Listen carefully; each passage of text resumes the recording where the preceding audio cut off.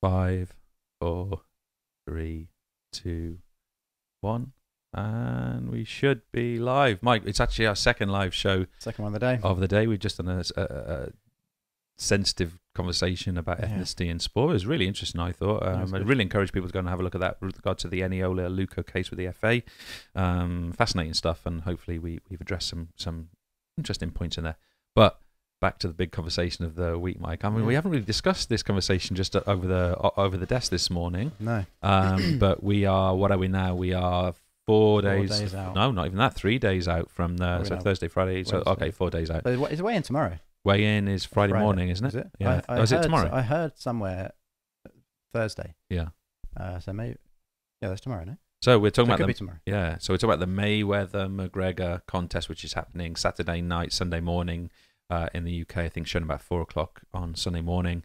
Anyone who's staying up or getting up early to watch it. And we've had 2 conversations already: a sociocultural conversation and a psychological conversation, including skill acquisition. And we're going to now take on the physiological stuff, which I'm really looking forward to discussing. And we're going to see if we can address some key points that might be useful for students of GCSE, sports science, PE, A-level, BTEC, CTEC courses. See what we come up with. Yeah. However, before we do that, I need to gloat because if I made a prediction in the last show, 2 shows ago, and I said that I believe McGregor's going to win, which I'm now even more confident about. Yeah. And I said he's going to knock Mayweather down in the first round and knock him out in the 6th round. And John Kavanagh went on the MMA Hour on Monday and gave 2 predictions. One was that he was going to knock him down in the first minute, and he was going to knock him out in the 6th round. Yeah. Literally, I don't know whether he's nicked the head coach. He probably watched us. Yeah, he's probably watched us, and he's probably nicked my prediction. I reckon so. I think that's cheeky, really. But yeah, I was reassured with that. Now, obviously, he is a little biased because he is the head coach, and he has to talk about McGregor winning. But that kind of bolstered my position. Any changes in yours, Mike? You bravely said last session Mayweather's going to win, might be a knockout, might get a point. So I'm not sure if I want to say, because after watching that video that you were just referring to with Kavanagh, I wouldn't put any money on Mayweather now. I might on McGregor. Mm-hmm. I won't actually do it, but if I was going to, I would put it on McGregor, probably. Just one because I'm biased, and I was trying to stay very impartial, very logical, and say, well, Mayweather's 49 fights, not a win. It's his sport. He's got to be the better one on paper. But I just really like McGregor. I really like Kavanagh. Then when they're talking about it, they're uber confident, not just on stage promoting, selling tickets, but just not German. It's a taxi firm. So yeah, they're real confident. Even in a quiet conversation on the MMA Hour, he was not there promoting as such. He was, but it wasn't bravado. It wasn't a sort of alpha male normal performance from McGregor on the microphone. It was just a chat, and he was still super confident. One thing that has made me sway a little bit is I really liked it when he said 49 boxers have gone up against Mayweather and lost, all doing the same thing. So we're going to do something different. And that kind of makes sense if you fail. It's exactly what we talked. It's exactly what we talked about when we talked about the kind of the reaction time, the information processing, and the learning theories. Stuff in the last session that he's got to present something different, some different set of stimuli to him. Otherwise, if he just presents box of stimuli, he's going to get beaten. I think we're fairly sure he's not going to do that because he's not a boxer. So even if he tried, he probably wouldn't present as a boxer would, and he shouldn't do that anyway. No, I agree. So anyway, let's get into this physiological stuff. So I mean, we've mentioned a couple of things we want to cover in here. I think one of the key ones is we need to consider the concept of energy and how energy is going to be managed within this environment. I mean, boxing classically is threshold performance. So they're right on the edge between anaerobic and aerobic performance, and the greatest boxers are perhaps those that can perform anaerobically the longest and recover between rounds and taking little breaks aerobically most efficiently. And I think that's going to be a big feature of this fight. Yeah, that's what it comes down to, really, isn't it? Who can perform anaerobically per round, but last for potentially 12 rounds. And that's kind of the skill of it. Is do you conserve enough energy to go all the way through to the 12th round? You kind of have to, in a way. or do you go with your prediction and go, I'm only need to last 6 rounds? Yeah. So it's, it's that kind of risk, that risk versus payoff kind of. Do you put everything into it or not? Yeah, and I guess one of the real keys in the training side of this is that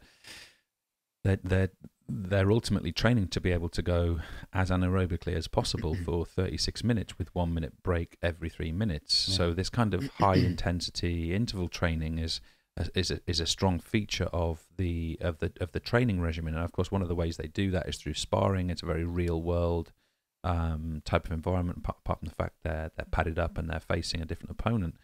And for example, one of the things that I think has not been mentioned as much as others is what is their aerobic capacity between rounds to recover effectively from the anaerobic work which is being done. Yeah. And I think that's a fascinating thing. And I wonder if McGregor has the advantage there as someone who is acclimatized to recovering from 5-minute rounds within 1 minute. Yeah. I'm wondering if he's going to be able to put a significantly more amount of output through each round and still recover effectively in between rounds without fatiguing later on in the contest. Yeah, I guess for him it might be the latter rounds, if it goes that far, that are his downfall potentially. If he's used to recovering after 5 minutes for 5 rounds, then that's going to be fine for him in the first 5 or 6 rounds. He's probably going to be laughing. He's going to feel like he's got loads of energy spare potentially. But when it gets to round 8, 9, 10, 11, is he still able to go the distance? Yeah, it could be where he. But he, on one of the videos, I think it was the same one that we talked about earlier. He said he's not left a stone unturned. He's not going into this blind. He's not going into this unprepared to go 12 rounds. So yeah, he's got that covered, I think. Yeah, it's interesting. I'd like to address a couple of the energy points specifically in terms of the theory. I mean, when these athletes are throwing punches, especially power punches, they're using that phosphocreatine system, the ATP-PC system. So effectively, what they're doing there is they're ultimately all the energy that they're using is being released through the breakdown of adenosine triphosphate into adenosine diphosphate in the presence of ATPase. So the energy systems, anaerobic and aerobic, are all about rebuilding this molecular structure of ATP. Now, the PC system does that by taking phosphocreatine in the presence of creatine kinase, breaking that compound apart, releasing a phosphogen molecule, and being able effectively to stick it back on to an ADP, diphosphate, to make ATP, a triphosphate, which can then be broken down to release energy again. And all those products are available in the muscle. So when they go out on Saturday night, Sunday morning, and they take their, I want to do left-handed, when they make their first strike, that's going to be powered by the phosphocreatine system, the ATP-PC system. But that system only has 10 seconds worth of performance at very high intensity. So something like 10-second flurries, if they're trying to finish the contest, are possible. But once that 10 seconds over, maybe 11, 12 of these more attuned athletes, but once that flurry is over, they have to recover. They can't keep going at that intensity. And you see that all the time.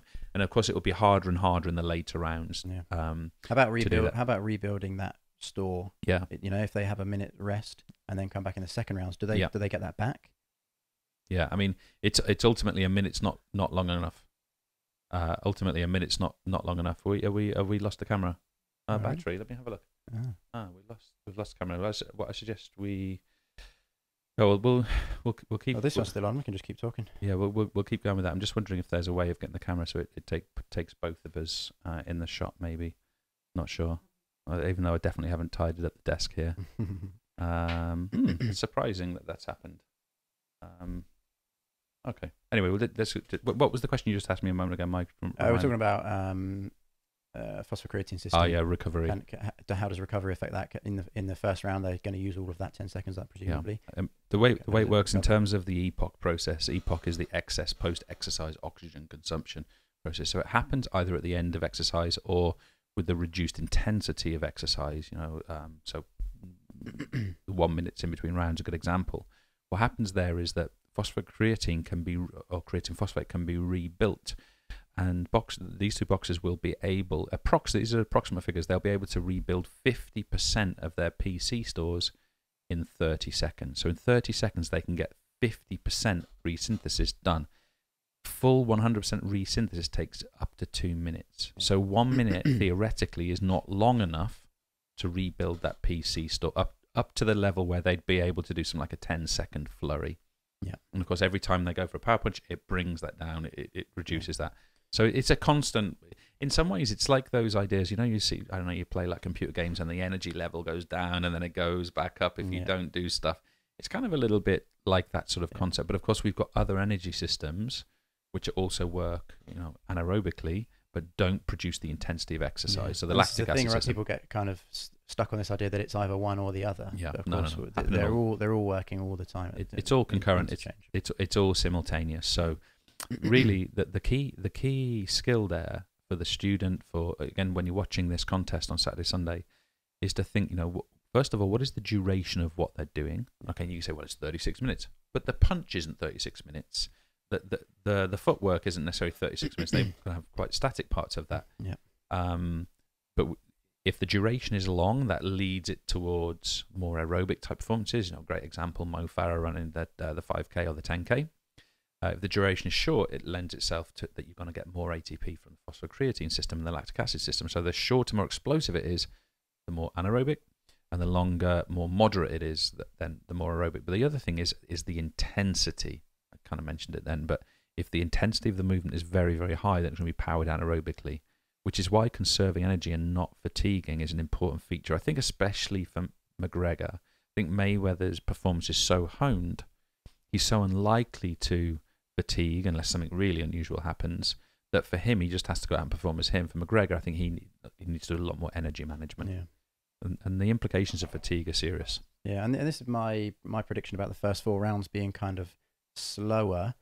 This is where it comes from, is that you carry on, Mike. We're just going to switch position because we've lost the camera. So you carry on. So they're both, in theory at least, potentially going to go in not knowing what the other person is going to do. So maybe they're going to have this period of trying to work each other out, and that's probably, in my mind, that's the best way to do that. Isn't just to go in and go hell for leather on the other person. So maybe there's going to be a period of working each other out, and in the process of that, they're going to conserve those phosphocreatine stores, save them for slightly later on in the round, rather than just using all that early on and not being able to recover that. So that's kind of where that prediction comes from. Now, may be completely wrong, and one of them may be so confident that they don't need to last the 12 rounds that they're just going to go and use up all their stores and go mad, and that may well be the strategy. Quite likely that somebody might do that. Yeah, but this is the sort of thing that we've been talking about, is where are they going to put that energy reserve? Just came back on. How annoying. And the other thing, go on. No, I mean, and the other thing, I wanted to address fatigue as well. I think the fatigue point is a really important one, because with regard to fatigue, we've also got to consider that fatigue is not just a physical experience. So fatigue has numerous facets to it. Oh, we're getting very, very cozy here, Mike. Yeah, you're gonna take your eye out with it. You're gonna have to do it like that. So fatigue is much more than just a physical consideration. So let's take the fact that hydration levels go down. Let's take that we lose acetylcholine levels, which are really important for transmission of nerve impulses. Let's say, for example, that we also have the psychological tendency where we find it more difficult to concentrate when we're both dehydrated and fatigued. And all of those things combined in the sport of boxing or in MMA, if you lose that concentration in the last 6 minutes, the consequences are dire. You can suffer concussion, head injury, knocked out. These are serious physical consequences of that process. Yeah. So, and dehydration probably being the biggest contributor to fatigue. Yeah, dehydration is a real problem. I would encourage students to think about dehydration much more than simply just sort of a lack of water. Yes. So we're also talking about electrolytes. We're also talking about sodium levels, calcium levels in the muscle. And why sodium and calcium for the contractions? Absolutely right. So both sodium and calcium are absolutely central to the process of the nerve impulse going down the dendritic nerve cell down to the axon of the muscle and being transmitted to the muscle cell itself. So without those electrolytes in place, muscular contraction itself can be seriously undermined. And you're talking about a similar process in the brain as well. Very similar. Not being physical. Yeah. The mental knock-on effect mentally, yes, in terms of what we talked about last time, reaction time, response time, and again, processing, all of this is going to be hindered if those neurons aren't firing, caused by dehydration. I think one of the classic examples is also the influence of dehydration on the blood as well. Let's say McGregor puts a lot of pressure on Mayweather, and he works much harder than normal, and he gets struck a few times, and he's probably much less efficient if he's been blown to the head a couple of times.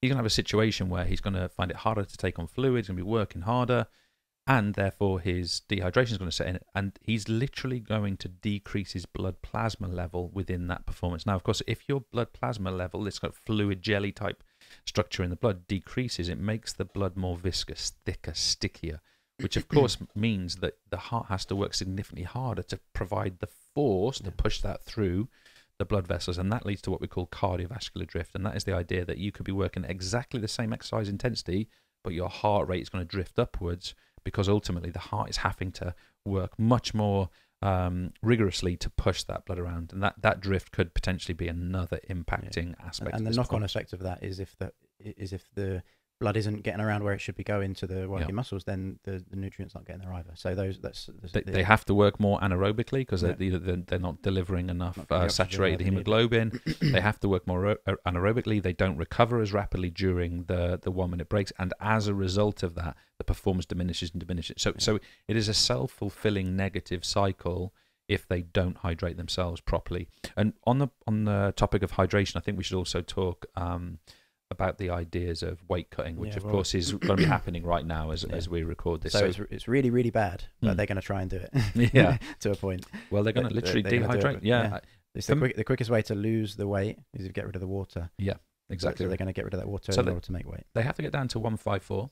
Mayweather, I believe, walks around about 156, 157, his sort of walking weight. So he doesn't have a lot of loss. So he's probably got a day of water loss to get down to that weight.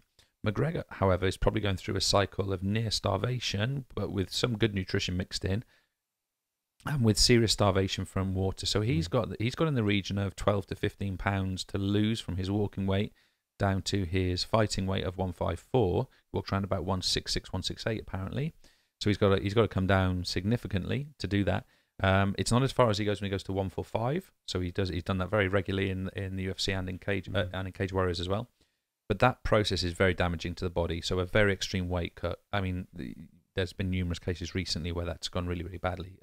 Habib Nurmagomedov, hard name to say, but he's probably the highest profile example recently where he nearly died.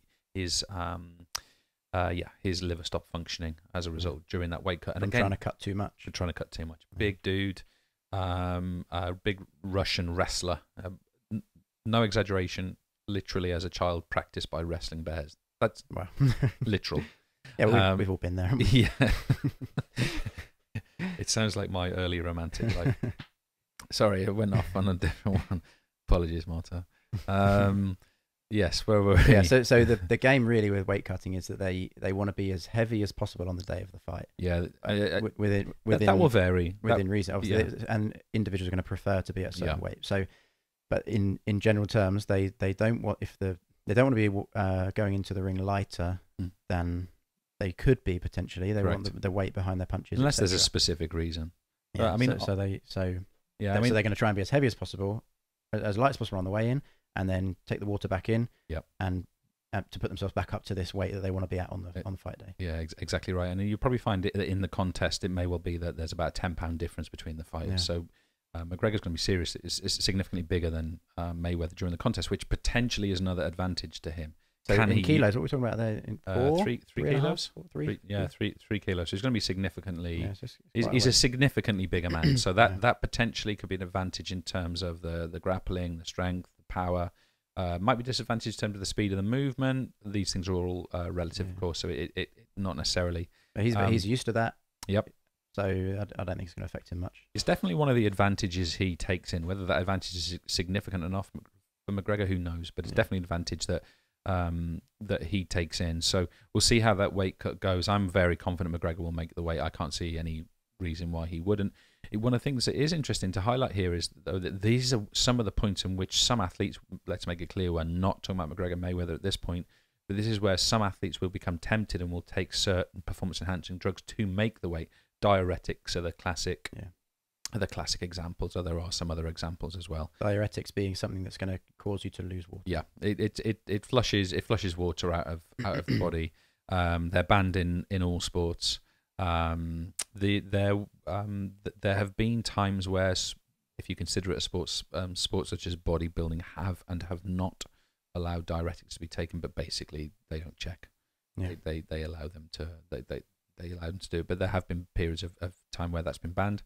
But yeah, they flush the body of water, and they are sometimes used because they're a good flushing agent if somebody has been using, say, an anabolic steroid in their training phase, and they want to flush evidence of that away. Yeah. So I guess that's why in certain sports where weight isn't an issue, jockeys, judo players, it's still banned in certain sports because of the kind of cover-up effect. That's right. It's seen often as a symbol or a warning that other training drugs may have been used. So I think it's a little bit less typical now. The tests for discovering it have become much better. I think it's important to stress at this point, and I was reading about this morning, that McGregor and Mayweather have been on one of the most rigorous testing protocols through USADA, US Anti-Doping Agency, in this training cycle that's ever been experienced in sport before. Now, what they do outside of that window, that's another conversation. Yeah. We're assuming they're both completely clean athletes, and let's hope they are. But within this training window, this one, it's been 12 weeks, they've been heavily tested.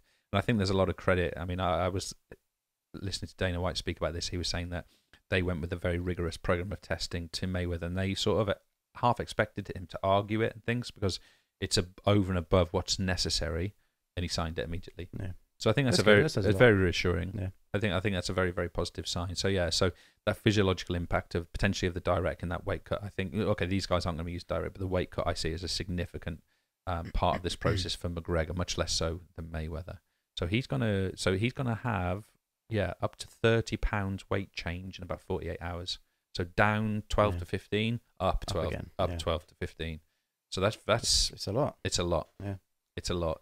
Now he's going down to a relatively natural weight for him, so let's see what the impact is. But I would call that significant. Yeah. So I think it's a factor. What about in terms of his diet? What's he been eating? I'm sure it's for both. I know McGregor's diet better than I know Mayweather, so I'll talk about his. Probably similar. I'd imagine quite similar. A lot of very lean organic meats and fishes. So a lot of oily fish for the natural oils that are there as well. Good quality protein as well. He's been using, as I understand it, a lot of rabbit, a lot of chicken, a lot of green vegetables, a lot of vegetable-based fats as well. Because of course he's working a lot of energy and within the training cycle that he's got, so he has to replenish the fats as well. So he's doing that with pulses. He's doing that with nuts. He's doing that with vegetable-based olive oils, that kind of thing. Also be supplementing a lot with protein. So he'll be not only taking a lot of meat and fish on board, nuts on board, but he'll be taking on a lot of protein supplementation as well.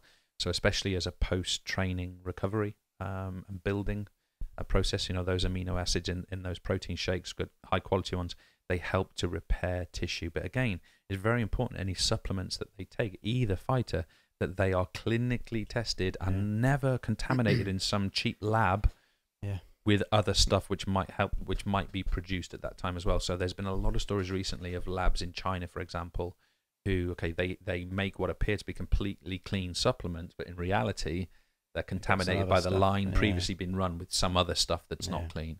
But these guys are professional.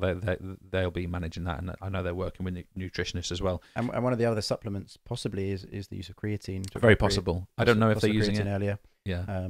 But that's another one that potentially it would be very effective for them if the level of creatine is going to lead to the creatine system not working properly. If they don't have enough of it, then effectively they could top up. That's right. The creatine with artificial creatine. And I think the creatine is made naturally in the body, right? Yeah, that's right. So they could top that up. Some athletes will top that up with artificial supplements. Yeah, and the way that works is that by taking creatine, normally creatine monohydrate, you don't make the strikes in this case more powerful. That will come through the training. Yeah. But what you can do is delay the fatiguing of that system to beyond 10 into 12, 14 seconds potentially, because you've got this extended you've got this extended store of creatine phosphate. Now, there's a negative, of course, which is to store more creatine phosphate in the muscle makes the muscles larger, which can limit flexibility and can also gain weight. So there is a trade-off. Yeah. So it's not significant, the weight gain, but it's there. Any organelle or storage within the muscle increases muscle size, and of course increases weight. So that's a small factor. Both of these fighters are not trying to train for increases in size. So they're not training with very low repetitions, heavy weights. They're working more at a moderate level. They're probably working something like 75 to 85% of lift of 1 rep max, something between 8 and 12 repetitions. They're probably looking at that sort of routine. Yeah. They'll also be doing 2 exhaustion and fatigue type sets as well to work on that kind of muscular endurance anaerobic capacity type process. So that they'll be working in that way. I mean, McGregor specifically has his FAST system, his fighter aerobic anaerobic speed training, and they have very specific protocols. It's based on body weight, it's based on nutrition, it's based on threshold training. So they're going to be working in that way. It's going to be very, very scientific, and then of course they're going to do a lot of fitness testing to know where they are at any particular point, including at the start point, including at the end point. Yeah. And he's training at a very high end facility apparently. Yeah. UFC have provided High Performance Institute. Yeah, so he's. Yeah, it looks quite very scientific. There. Very, very scientific. The recovery is going to be good. Yeah, ice baths and whatever else he needs to. I think there's a pool party first, yeah, but sure. but yeah, I think for recovery they'll be looking at numerous processes. So obviously they'll look at any kind of injury recovery, treating cuts, but they'll also have some combination. They'll definitely use ice. There's no question about that. Ice baths or cold compression are very, very effective in recovery processes. That the way that works is, let's say you've done a really heavy workload on your legs because you've played in a rugby match or you've sparred 12 rounds or whatever. By getting into the ice bath, effectively what that does is it pushes the blood deep away from the skin to maintain the core blood temperature, because you don't want it near the skin, near that cold environment. So it pushes it very, very deep into the core of the body, often into the trunk of the body. And then basically as you come out, that blood will then sort of flush back through places like the muscle. And that flushing effect, think of it almost like a toilet flush, takes away all the impurities and the toxins, and it also delivers the nutrition in greater quantities. So it's a very effective process, and it also decreases swelling, it decreases inflammation. So from both perspectives for boxers, I would be very confident both of them are using ice on a regular basis. Other things in recovery, they're probably using compression, I would imagine.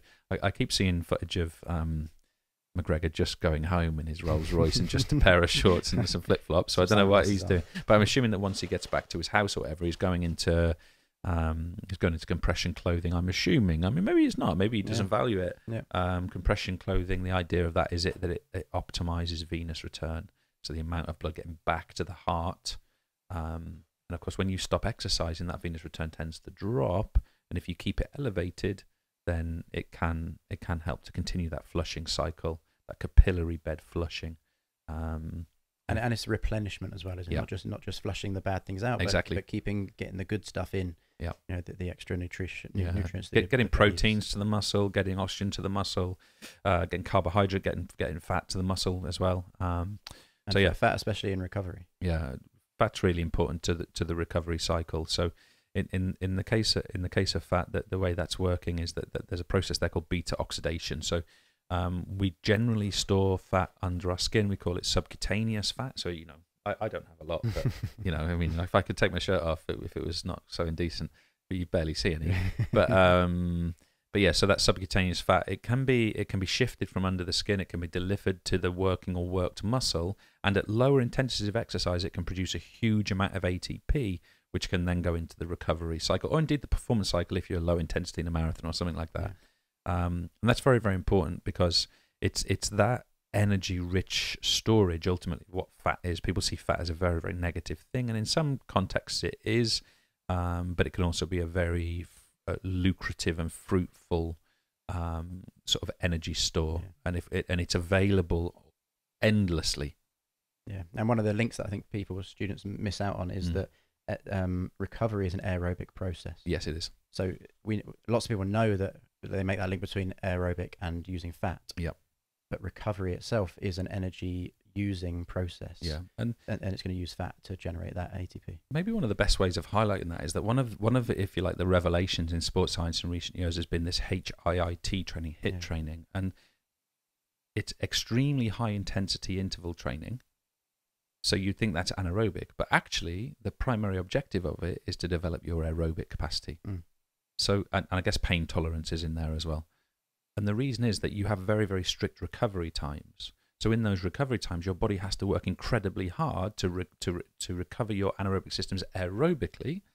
And in that process, of course, what's happening there is that you're forcing in the subsequent rest, you're forcing your aerobic system to be to adapt, to become much more efficient. So classic adaptations are going to be, for example, increasing strength of the respiratory muscles, because you have to get it in there in greater quantities. So the diaphragm, the intercostals, both external and internal, the pec major, the sternocleidomastoid, the scalenes, these muscles are going to become stronger in order to get more air in and more air out during breathing. You're also going to get a greater proportion of a higher hematocrit. More red blood cells are going to develop and be grown within the bone marrow.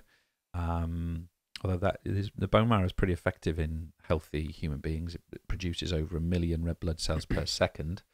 Quite good. Yeah, but interestingly, they take 2 weeks to grow. So every second, 1 million cells that have taken 2 weeks to develop are released into the blood. It's kind of staggering. Anyway, you can increase this quantity by things like HIIT training and aerobic endurance training. And more recently, in years gone by, people have said about weight loss that it has to be long training, long duration, high calorie use. But really what we're saying is that this HIIT training, this kind of low time but high intensity, is going to be better for that, because it's going to use that fat in the recovery process. I think it's important to say that traditional way does still work. Oh, yeah. It's still effective. It's not that one doesn't work anymore. It's actually the case that you've got a situation there where there's a newer method that people are really enjoying because it's quicker, it's shorter. It's cultural as well, isn't it? Yeah. And the idea of these apps, 7-minute workout app, etc. That's where they've come from, is this science behind the recovery. I mean, ultimately, people are putting out a massive wattage over a shorter period of time rather than putting out the same amount of wattage over a much extended period of time. But rather than the aerobic system being stressed during the performance in the traditional way, and say the continuous training or fartlek training, now the aerobic system is being stressed during in that recovery period and after in the rest-based recovery period, and that's when adaptations are taking place, including the oxidization of triglycerides through beta oxidation. So those fats are being burned both in the less so during the performance, but a lot after the performance. And that's very effective. It must be nice to sit there and know you're just sitting there burning off fat calories, because you did a 4-minute workout earlier. So obviously there's something. But there's a nice link for people to know that it's not quite as simple as short duration is anaerobic and long duration is aerobic. Yeah.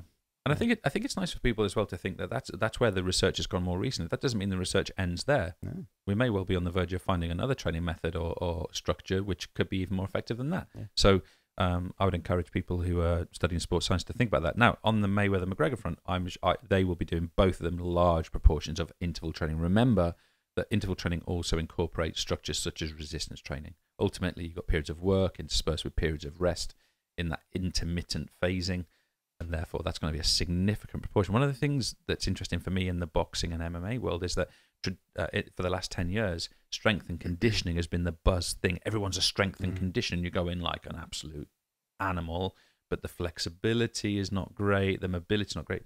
McGregor's complete. One of McGregor's great strengths is his flexibility. Yeah.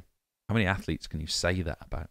And that's come from mixed martial arts. Yep. He's taken elements of other martial arts where that's really important and applied that and used that as one of his strengths. Absolutely right. I think it's fascinating. So maybe with Mayweather we might talk about speed and agility and reaction time.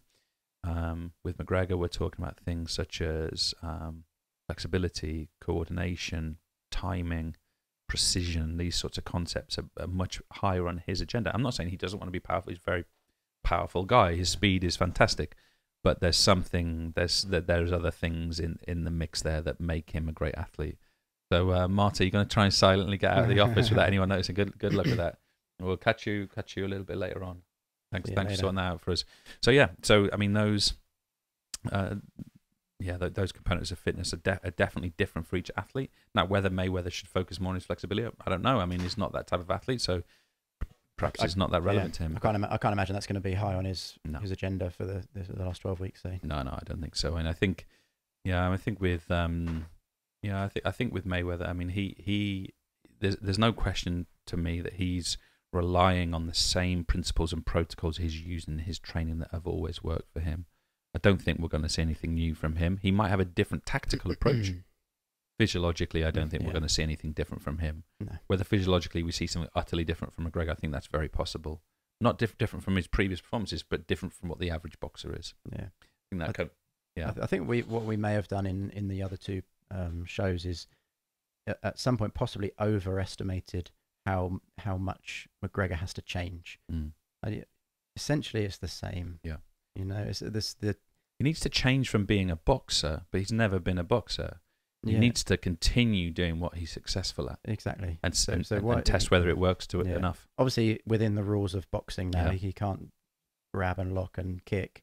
But the part that he's got to do for this fight is essentially the same as what he's been doing in his other fights, in that aspect of it at least. Yeah, and let's see what he does. I'm looking for. I mean, one of the pictures I have in my mind that might happen here is McGregor in that kind of karate sideways on ready position. I can kind of picture him hands down in that. Is that the right technique? Is that it wouldn't necessarily advocate hands down because it's risky. Not a very good defense. You've got to get your hands up before they punch. But kind of side on kind of makes sense because you're narrower that way than you are this way. So your target area is kind of smaller. So we would kind of tilt our body sort of that way. But the more you do that, you limit the use of your hand, which goes at the back. So there's a balance there. 45 degrees being somewhere in the middle is probably quite right.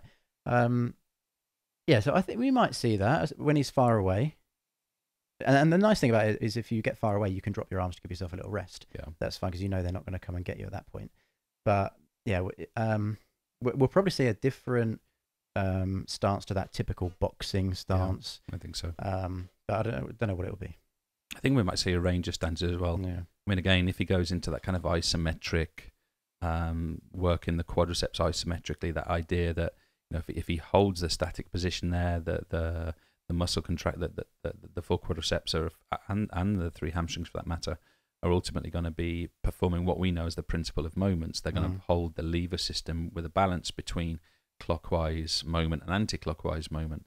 And the way they're going to do that is you're going to get an even torque contraction from both sets of muscles so that both sets of muscles stay completely stationary. So it just looks like stillness from the outside, but internally there's a real balance going on and constant readjustment. So I always find isometric contractions very interesting for that level because they seem so obvious externally, but internally there's all kinds of calculations. They're still fighting against each other. Yeah, they're fighting against each other. I mean, that's one of the key things, right? Those muscles always work in pairs. Yeah. And so we've got this notion of, and what's at the heart of that? If Mayweather strikes like this and extends his elbow, so of course his tricep is contracting concentrically and shortening. All that muscle can do is contract all it can do is pull. Yeah. So it can't pull the arm back up. It needs another muscle to do that, which of course is where that bicep comes in. So those two muscles have to work in combination with one another in order to achieve those techniques. You don't see it quite so much in MMA or in boxing. Maybe in the lighter weights you probably do, but in karate you see it a lot where people are bouncy. Mm-hmm.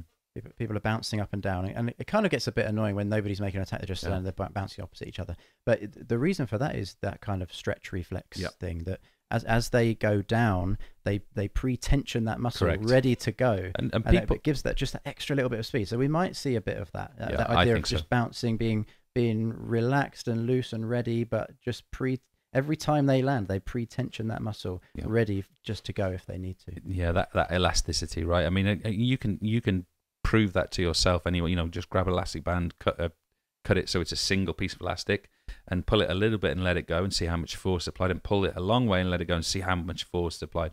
And muscles effectively work in exactly the same way. The only thing with the muscle is, of course, if you pull it too far, a little bit like the elastic band, it can become frayed or damaged or the other way people can show that to themselves is if they bend down into like a crouch but then stop and then jump and see how high yeah. you get, and then crouch and jump straight away, then see how high you get. And that muscle just having that little bit of extra twang in it, extra elasticity and extra tension. Let's call it the twang. The twang. I like the twang. The twang. Yeah. Sound like I feel like I should put on an accent when I say twang. like a country folk. Oh yeah, twang. Yeah, maybe. But again, it highlights the reality of what a muscle is. You know, so when these guys are striking one another, or they're holding their position with the use of their legs, for example, it shows the nature of what that muscle is. That the muscle is a series of string hair-like fibers which are good at doing that. That's what that is. Yeah. So that structure, even though we can't see it, the muscle just seems like a piece of meat. That kind of twanginess is ultimately what defines the potential for muscles to cause contraction. And it's also healthy. I mean, they do that naturally. It's not like somebody has a muscle that doesn't do that. It just doesn't work. But that spongy kind of elasticity, pliability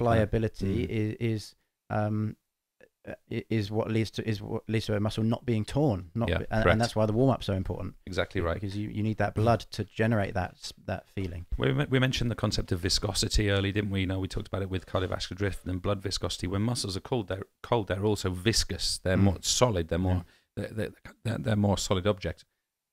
And through increasing temperature, often through movement, some could literally be through increasing temperature by getting a sauna, I suppose, that pliability and the extensibility is increased, so that elastic properties of the muscles can be achieved. Now, there's contradictory information about the best way to warm that up. There's some information. So the classical view is you do a pulse raiser, then you stretch a bit, then you start doing that stuff. More contemporarily, more recently, it's been argued that no, a light but elastic type work is the thing to do first, and that's what starts generating excuse me, the capacity. I thought I'd dealt with that. It generates the capacity to be able to produce those contractions. So I think what we'll find with Mayweather and McGregor, they're going to be warming up in a backstage room, probably quite big, but it's ultimately going to be backstage. You probably find they're taking the latter. They're doing like little movements, little explosive work, fast hands. Yeah. They're working on their feet. They're going with the non-traditional way of actually warming up. Oh yeah, and that's that idea of sort of do your pulse raiser and then do some static stretching. Yeah. That's not the way to warm up. They do that static stretching after, when your muscles are at that point of being very elastic, very pliable. Do that static stretching in order to stretch them for flexibility, but that's not what you do before. These guys are going to be doing dynamic flexibility work before. I mean, the idea that McGregor's going to stand on one leg and bend his quad up, it's just not going to happen. That, no, it's going to be some kind of dynamic. Well, look, who knows? Maybe he does. But yeah, their flexibility work pre-contest is going to be dynamic based in the vast majority of cases. And again, it's something for students potentially to review of what they've experienced within their own coached environments, or indeed some of you guys may well be coaching too. But incorporating dynamic flexibility work is good technique. Really, you've got to be careful. You've got to introduce it at the right moment with the right athletes, and it's not explosive, and sometimes it's technique based. Not explosive, so. Yeah, that's right. So dynamic rather than ballistic is probably the way to look at it. That's the word. Yes, and making sure that the athletes have got the technical proficiency and coordination to produce the movements. Some of them are harder than others. Yeah. Generally speaking, high performing players or athletes in a particular sport are very likely to be able to produce those dynamic movements. Yeah. So yeah, but dynamic flexibility is definitely the way to prepare. One of the things that's notoriously hard in combat sports is and maybe it's different in at this sort of high level, I don't know, but is that preparation phase, mentally and physically. But the warm up is knowing when to do that warm up. Yeah. Because there's 6 fights on the card before 5. 6? Is it 7 in total? So 6 before and then something like that. So it's along those lines. Now, we don't know how long those fights are going to last. So and more importantly, McGregor and Mayweather don't know how long they're going to last. So unless there's a time that they've said, it's definitely going to be on at this time, they don't know quite how early to start that preparation. And that's really difficult. I've been in the situation where we've warmed up expecting to go on, and then it's another hour before you actually get on the mat, or in my case on the mat, in their case in the ring. I'm assuming that they must have a walkout time. I mean, unless something serious happened, there must be enough of a buffer. But they must be buffering it in some way. I mean, I would imagine. I think it leads to the idea of the peaking point, though, because what you're saying there, even in the acute sense, use the warm up to peak for the performance ready to go. But of course, these athletes now are in their tapering phase. Yeah. So, you know, prior to 12 weeks ago, they were both in non-camp mode. So they weren't in full training camp. They were just sort of working on general fitness, a bit like pre-season. Yeah.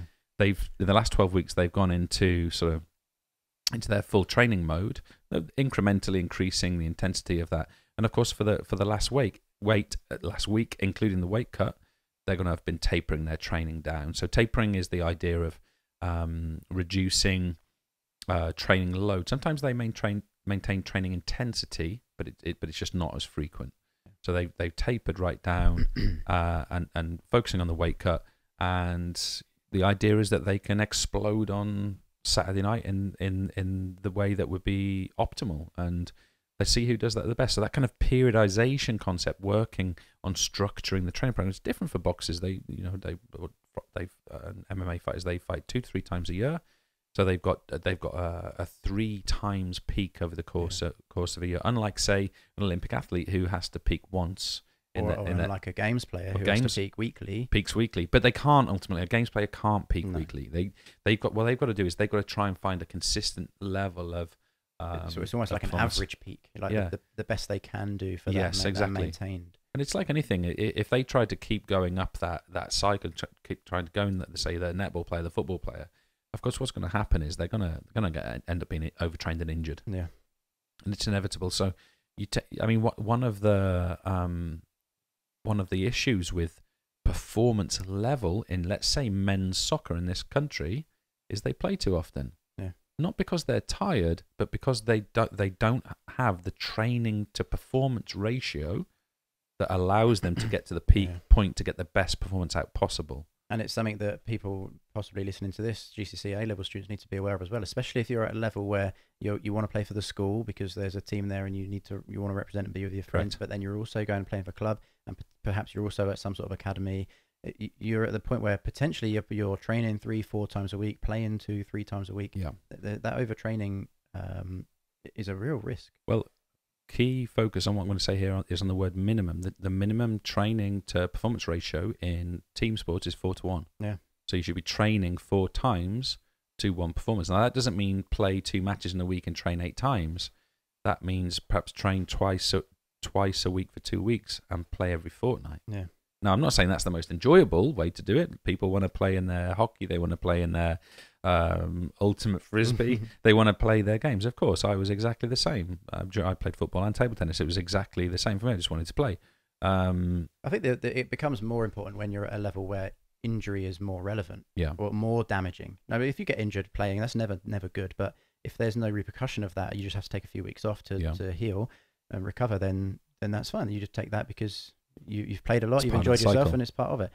If you're like one of these guys and there's a lot riding on this, or you're it's your career, then that research becomes much more relevant. Yeah, I agree. And look, I mean, it depends how people see themselves. Do you see yourself as a participant or an athlete? Right. I mean, there's a big difference between the two things. I've said often in the videos we make about things like warming up and cooling down. Athletes always warm up and cool down. There's no kind of, well, I'll sort of half-ass do it. No. You warm up. Yeah. If you are a serious, not that you're doing it in a serious mentality or a serious kind of behavior mode, but if you want to take your sport seriously, then you warm up. I mean, you do it properly. It's part of it's one of the cycles which can expose to yourself how important the sport is to you. Yeah. Because if you're kind of, I can't really bother to warm up today. Well, okay, that's fine. It's your business, your body. You do whatever you want, but ultimately you're a participant, not an athlete. Yeah. You know, and there's a kind of a significant difference between the two. And this is really off topic, but it kind of goes back to the first chat we had where we were talking about the public school education model of winning not being as important, but not taking part, but the muscular Christianity, athleticism, all that kind of. And I said, that's not relevant for these performers. They're at a much higher level, and I think, and I stick by that, but I didn't explain very well. I don't think I wasn't saying that people at school or club level should have that mentality of win at all costs. There's too much riding on this. No. That model of that public school model athleticism is perfectly placed still in the school and club environment. We should definitely be saying that winning is not the most important thing at that level. At a higher level, that's not the case. You can't do that. It's to a point. But there is still it, and this is not physiological, so we should get back to it in a minute. But the phrase that John Kavanagh uses with McGregor is win or learn. Yeah, it's not win or lose. It's win or learn. Even at this level, the alternative to winning is you just learn more and then win next time. So they're kind of a bit of a merge between the two ideas of athleticism versus commercial success at elite level. Well, I mean, winning is an odd concept. I mean, sport and winning in that sense is simply a reflection of our capitalistic, competitive society. Doesn't mean it's right. No. It just means it's a sport, as always, is a reflection of the society in which it exists in. We could conceivably have a society which didn't have as a central pillar competitiveness. It had cooperation as a central pillar. And I guarantee we would find that sport would change. There's no doubt about it, because sport reflects and serves the society in which it functions. So in that historical sense, of course, we had privileged, wealthy schoolboys being developed around these ideas of athleticism, competitiveness, fitness, health, leadership, teamwork, bravery, because they were going to go and serve in positions in society, in the military, in community, in the church, in various other places, which required those traits, because that was the society which was being developed back from the 17th century or 18th century writing of Adam Smith. So these are societies being designed in this way, and the output of that is, the peripheral output of that is that structures like sport develop within these models because they serve that society. And then we talk about all the physiological, psychological aspects of it, which lead to us getting to the highest level of performance possible, so that winning is more likely for this side over that side. I think every individual has to reflect, is that right or wrong, ethically, morally, practically, philosophically? Should sport be structured in this way? I am very passionate about sport, but I have mixed feelings about the notion of sport in society. You mentioned Ultimate Frisbee earlier. That's a sport which has, in some way tried to go against that, and doesn't have a referee. No, exactly. It's self-refereed, so there is that element of you have to play fairly in it just doesn't work. It doesn't work. Otherwise that contract to compete is just broken completely. That unspoken agreement of fairness, and you see this. I mean, I experienced this playing a game in a remote Spanish village over the holidays, a game which is similar to the British game of Ludo. You have to get your pieces back to the middle. It's called Pachís, very popular in Spain. Anyway, we were in a Pachís competition, myself and one of my daughters, and we were playing against two kids, and they basically were cheating. So they'd set a rule up whereby if the dice fell off the edge of the board, just to the table, not on the floor or anything, then they would throw again. So what they do is they throw their dice so it was very near the edge, and then if they got a good score, either on or off, they'd keep it. Okay. If it fell off and the score wasn't what they wanted, they'd throw it again. Outrageous. So just gave them. So it's that notion. Even in a game, even in a board game, people find ways that it's more likely that they compete better. This notion of competition. I mean, what would you do that for? Very odd concept. Yeah. But sport represents that idea. Anyway. So getting back to this, any other physiological things that are going to affect this fighting? What do we think? I mean, fatigue definitely, or the idea of not fatiguing compared to the other person. I think that's really what it's going to come down to. Yeah. There's so much. I mean, I thought about talking about the shoulder today and movement analysis, and I mean, both of these guys have very, very fluid movement around joints as well. So. And both of them are the impact of both of their styles on their shoulder joint, for example, and the connective tissues around that shoulder joint. You see McGregor doing this kind of loosening up type of thing. Some of the science behind that, for example, is that as he warms up in that way, of course, the synovial membrane inside the synovial cavity of the shoulders and the elbows, for that matter, are emitting synovial fluid, which is lubricating that joint. So it's becoming smoother, cleaner. Neither of them are building too much muscle around the joint because they don't want to limit the flexibility. And that fluid becomes warmer as well. Yeah, that's right. Fluid warms up to lubricate better. Exactly right. It also protects the cartilage or meniscus structure inside, in the shoulder's case, inside the glenoid of the ball of the socket, and that cartilage is very, very important, because without that, of course, you're going to have this kind of grinding impact. So, again, part of the preparation for these guys is to make sure that they don't damage these structures, that they optimize them as far as possible. And one of the things I'd say to any PE student watching this is, whether you take cartilage or muscle, or you take, what did we mention earlier, acetylcholine, or the sodium for the sarcoplasmic reticulum, whatever it is, perhaps our job, if we accept this kind of competitive, trying to win or trying to get the best performance possible type notion, is can we find a gain? Can we discover something which allows us personally or with the people we're working with to find a gain and an advantage in those areas? And that kind of summarizes in many ways what sports science is. So when people are learning about the shoulder, they're sitting there and I'm listening to James, my videos, or they're listening to their own teacher or whatever, realize that the objective of that teaching is to enable you to be able to produce an idea, a theory, or an application to that knowledge, which increases the potential of physiological performance. That's the idea. I think a lot of that gets lost sometimes in classrooms. People study the course and it's like, today I'm learning about the shoulder because it's on my exam. The exam's around the corner or whatever. Yeah. And well, okay, that is true too, but we're trying to prepare, we're trying to encourage people to think in that way. So, like, this is going to sound weird to people, and okay, maybe I'm in a slightly unique position because I do a lot of teaching of sports science and PE and that kind of thing, but people will be familiar with like the Matrix films. At the end of the first film, there's all of that binary information, the ones and zeros. It's kind of, when I first saw that, maybe not when I first saw it, but that is analogous to how I view sport. Now, I'm not saying I want to watch Mayweather and McGregor and I just see green and black ones and zeros, but every time a movement occurs, it's triggering in my mind. Sometimes I've had a few beers and I'm not thinking about it, obviously, but it triggers in my mind all of these reminders often, or new ideas, or new applications, or and maybe that's what we're doing here. We're talking about these ideas, and I can see the performances in the context of the theory that I've learned previously and I teach now and try and improve all the time. And that's kind of a nice metaphor, or a nice analogy that I'd like students to potentially be able to do as well. Now, someone might not want to do that, I don't know, but that's kind of where, in my mind, I'd like to get students towards being able to do. Because once you can do that, your capacity, in my case, to explain to others obviously goes up. But also, if you're working for UK Sport as a biomechanist, or you're working with a hockey club as a sports psychologist, your capacity to perform in those roles significantly and dramatically increases. It's ultimately about sort of professionalism. So I like to think that students might be able to work towards that type of behaviour. That might have come across a bit weird. I don't know. It was good.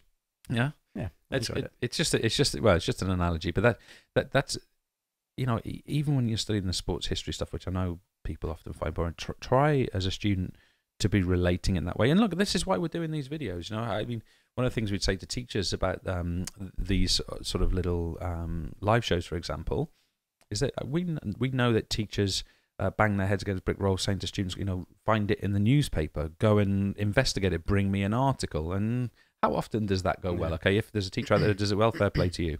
But we'd like to provide these as stimulation for this kind of conversation, because it's this which is perhaps today more accessible and more likely to engage people. Well, listening and looking at me, I'm not sure. But yeah, but it's where we are. Other things we want to talk about on the physiological side, what's on your mind? I think fatigue's going to be the biggest factor for the two warm-ups we've touched on. After the fight, I mean, that recovery process, I mean... What about concussion? Yeah. It's a big one.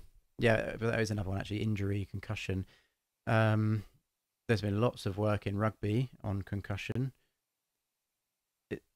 Typically, you see it a lot in boxers who've had a long career, not concussion, but the effect of what's happening to their head on the brain. And for me, if you are a boxer, if you're in that game, you need to get out quickly. You have your short career and then you get out, because you saw it with the likes of Muhammad Ali. It's detrimental. And not just boxing. I mean, I would be really encouraging young rugby players, for example, footballers, American footballers, anything where head impact is likely. I find it fascinating. I mean, concussion, the way that works is that if there's a blow to the head, or you land on your head or whatever, boxing punch is a classic example in this case, of course. Effectively what the brain on the top of the brainstem will literally like bang off the inside of the skull, and of course that impact can cause sort of damage and bleeds and all kinds of things. And that's generally short lived. Like the major effect of that is short lived. Like you might you come around quickly. You come around quickly, but the damage happens after. There's a longer term when you don't realise that something's still going on up there. It is. Yeah, well, and if that happens over and over again, that's why you see people, they have to have so long out after a concussion, even though they feel fine. It's like, I can't just play again. Exactly. No, you can't. You need your 4, 5, 6 weeks out, whatever. One of the analogies I've heard about the impact of concussion is that, again, we don't often talk about this, but between the brain and the skull, there's a number of protective structures, and I've been encouraged before to think about it almost like it's candy floss, slightly more rigid candy floss. And of course, if your brain rattles off this part of your head on the inside, it crushes that candy floss so that it kind of it's not able to perform its job the next time. So it's also that if you experience a concussion once, such as a strike to the head in boxing, and you repeat that over and over again, the cumulative damage is gradually greater. So 1 concussion is bad, 2, 3, 6 concussions are really, really serious. And long-term brain injury is associated with all kinds of conditions. One of them is with mood swings and irritability. So again, you can apply this in any direction. You can apply it in the scientific sense. You can look at how the RFU treat it, for example, and what the 7 steps are, and you can have a look at that. But you can also look at moments in history. I'm fascinated with the O.J. Simpson case, for example. You know, the original crime that he was accused of, which was killing his ex-wife and her friend, I think is the word that was used. And there's there's very public knowledge, and there's TV series on Netflix. You can go and watch it. One of the interesting things for me as a sports scientist was his life as a running back with repeated impacts, concussions, and knockouts. Did it play a role in that? Now, no one will ever know the answer to that, but I just have this nagging feeling that I think potentially his violent volatility, his mood swings, potentially could have been influenced by his sporting career. Now, I'm not saying all concussions lead to murder. Well, he didn't officially. He didn't do it, of course, because he was found innocent. So alleged murder. That's whatever the language you're supposed to use in this situation. I'm not giving my opinion on that because it is public. You never know. But yeah, he did write a book saying if I'd done it, here's how I would have done it. I'm just saying. Yeah. So for me, there's interesting cases there. So people after their sports careers have the right to live in a happy, balanced way. How many sports performers end their career and have problems with depression? And now there's all kinds of factors. How many have killed themselves? I find that a very interesting, and I think head injury is at least. And of course, a lot of those are. There's also loads of other factors that will lead to that. Yeah. The fame and money and what comes with that, missing the boat, all that's important in those. It's not all cliche though. So and so got depression for 2 years after. Oh, you missed the buzz of the crowd. Did they? Is that really? Are we just going to have that simple view? Is that really all that was? Maybe it is. I don't know. But I think there's lots of other factors at play there. Yeah, the brain's kind of important. So you got to look after your brain, and boxing is notoriously bad for getting hit in the head. So well, and maybe that's where the genius of Mayweather comes full circle, because he doesn't get hit in the head. No, maybe he'll be all right. Now, one of the other things I did want to mention before we finish as well is that, of course, one of the things that happens to I think one of the great skills of Mayweather is he gets struck on the shoulder and on the arm a massive amount. It doesn't seem to affect his striking posture, because normally for anyone else, you get someone to hit you as hard as they can. Well, don't do it, but you know what it feels like. If someone hits you hard on the shoulder, it's like, oh my God, it really hurts. And your arm kind of won't move for a little while. Yeah. So he's been struck, okay, with padding, I accept, but he's been struck that way. So what is the resilience for the bleed, the hematoma inside the muscle there that allows him? Does he just go through it? Has he got a resilience because has he got a thicker layer of skin in those areas? McGregor likewise. I mean, what allows that to happen? And I find that a very, very interesting concept. It's a very subtle point, but what are the differences that allow people to be able to absorb that kind of striking, even in those non-knockout areas, and be able to keep fighting? I find it really interesting. And one of the things with the gloves, I'm not sure if it's the same, but it definitely used to be that they they're designed in a way that makes them glance off. Yeah, not right. They're not in a way which is designed to make the impact like head on, if you like. So that's right. So and couple that with especially Mayweather's ability to kind of roll his shoulder and almost do this kind of like if you do fencing, like a parry, like this, we call that a parry in class as well. But you know, you sort of just got this amazing ability to time that shoulder roll. That sort of, it's not a dodge, but it's a sort of a parry is what just it is. Minimizing the impact. Yeah, just make the glove glance off that. It takes away that sort of deadening, constant. And there's probably even subtleties to that, because if it does glance off the shoulder, then there's more likelihood that your opponent goes out of balance because they're hitting through their striking zone, bringing them onto you, and then maybe that puts them in a better position to be attacked from a counterpunch, for example. Yeah, I think there's so many subtleties. There's so many subtleties here. I mean, we could talk for tens of hours about this. Let's wrap things up. So, Mike, final predictions. We've got a couple of days to go. I mean, give me.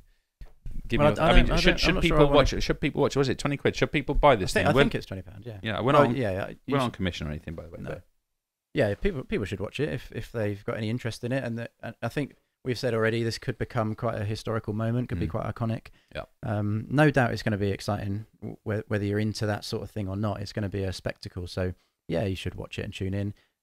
Nobody wants FOMO, the fear of missing out. Yeah. So, FOMO. Anybody watching that? Oh, I'm young again. Yeah, might have impressed some youngsters watching. But FOMO. It could be one of those moments where you don't want to miss out because it's exciting. I think any use of abbreviate or acronym based, I don't know what that would be, acronym based text language in speech, mate, it's a bit questionable. FOMO.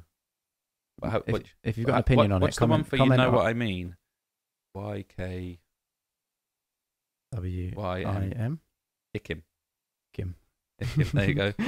Ikim. Ikim. Yeah.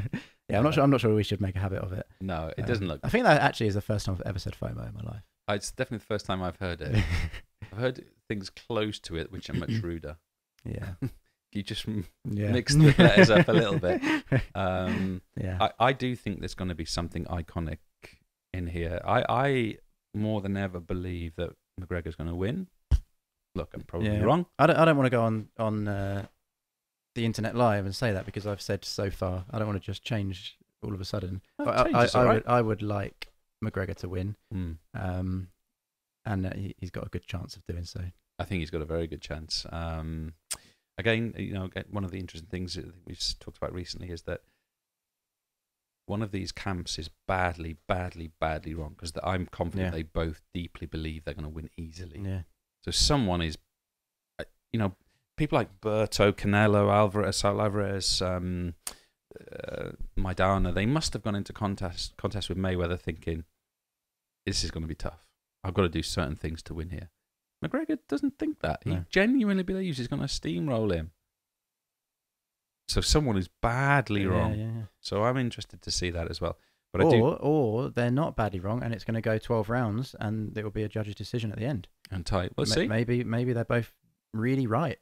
Maybe they're both. They're well matched. One's wrong because they both think they're going to win easily. But yeah.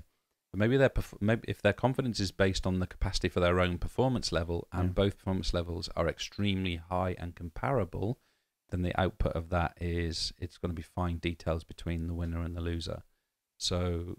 Yeah, maybe. And at that point, it will come down to those real subtle things we've talked about: how fatigue affects reaction time, or how fatigue affects who manages energy hydration storage, best. who can recover just slightly faster than the other person. Yeah, all those things are going to be important. Yeah, I think it's going to be fascinating. I'm sticking with my prediction of McGregor win by knockout. Statistically, I still think it's unlikely. It's more of a feeling with me than anything. I just feel something brewing here, and I want to say it out loud just in case, and then I want to take the credit afterwards for predicting it, which doesn't always happen with me, but you never know. I'll stick with first few rounds slow. McGregor to win. McGregor to win. I'll say it. Wow. So both you and I both. Yeah. I'm not sure whether that's just a want or a thought, but for me, that's definitely mixed in. I do want him to win. So for me, that's definitely mixed in. There'd be no shock whatsoever if Mayweather won comfortably. I mean, there's no. obviously there's no doubt that would not be a shocking outcome. It's certainly more shocking if McGregor wins by knockout, even though I'm predicting it would be more shocking to me that he did that. Let's see what happens. See. I'm looking forward to it. I'm gonna watch it. I'm gonna watch it at home. Got a couple of people going to come around and watch it. We've got a little bit of wine tasting planned earlier on. Nice. Cheese? No, I haven't thought about the cheese, although we do have that. You got a real manky cheese at your house. By design, I mean, it is meant to. Yeah, it stinks. I would encourage. Not your house. No. Well, it depends if the cheese out of the fridge. We do have one cheese called Cabrales. Marta, who was here, was given it, and it's from northern Spain, and it is toxic in terms of it. Everyone knows smelly cheese exists. Some people like it, some people don't. But this is another world. Yeah, this is horrendous. That cheese you had the other night the other day was good. Cameros. Yeah, that was nice. Yeah, that's a good cheese, and that was about my limit of cheesiness. Is it? Is that as far as you go? It's got that real cheese taste, but it was nice. Yeah, it was kind of mild. I like cheese. I don't mind a smelly cheese. It depends on the situation. I want to be able to sit down and relax with a smelly cheese. I can't relax. I don't want it on the go. I don't want it on the go. You know what I mean? I don't want it in a sandwich. Kind of on the train. Or... No. I don't want it on the go. I want to sit down. I want to look at it. I want to smell it. I want to eat a grape with it. That kind of thing. But yeah, cheese might make an appearance. There'll definitely be some nibbles of some kind. And I don't know. I think as well, it's about managing the managing energy reserves so we get to the evening in one piece. It's going to be I mean, all of these things we talked about are equally important for the people watching because you've got to survive for a long time. I think it starts about 11. Yeah, it starts about 11 and we'll finish about 5:30. Yeah, you've got to manage your hydration. Yeah. Probably won't be an issue. I think hydration while watching it, and especially a few hours afterwards, are going to be an interesting thing. Well, I'm at a wedding. There's going to be some diuretics used, of course. There are some natural diuretics in both caffeine and alcohol. Yeah. So I'm sure there's going to be some diuretics on display that way. But you're not there, are you? No, I'm at a wedding. Yeah. I don't think the wedding's going to go until 4, but I'm not sure what I can do after. Is it one of those weddings where? Right, I don't want to upset anyone who's ever got married, right? But I don't like going to weddings when the bride and groom leave before I do. Yeah. If you've ever been to them, they go off. We're going on our holiday now. Hang on. I've come here for you. I don't want to be selfish about it. But have you ever? Did you? What went we? We left right at the end. Yeah. But I think everyone sort of made one of those tunnels, and we walked through it. Oh, okay. But yeah, we stayed till the end. Yeah. Paid for it, yeah. Well, it's just a good party. All your friends are there. So. Yeah, exactly. Have a good party, that sort of thing. I'm not the best at weddings. No. I struggle. I enjoy them. Yeah. It can go one or two ways for me. I can. Literally. Yeah. I've done some interesting. I've had some very memorable dance floor performances at numerous weddings. Sure. There's one that just can't be mentioned. I can only imagine. Well. Yeah, it was not good. The mother of the bride was also implicated in this incident. The less said about that, the better. Yeah. I mean, for legal reasons, I should probably hold back. Mention any names? No, it was quite an experience. Right, so I think we've lost our camera. All right. So so we'll sign off there. Good timing, and cheers one and all the best. Enjoy.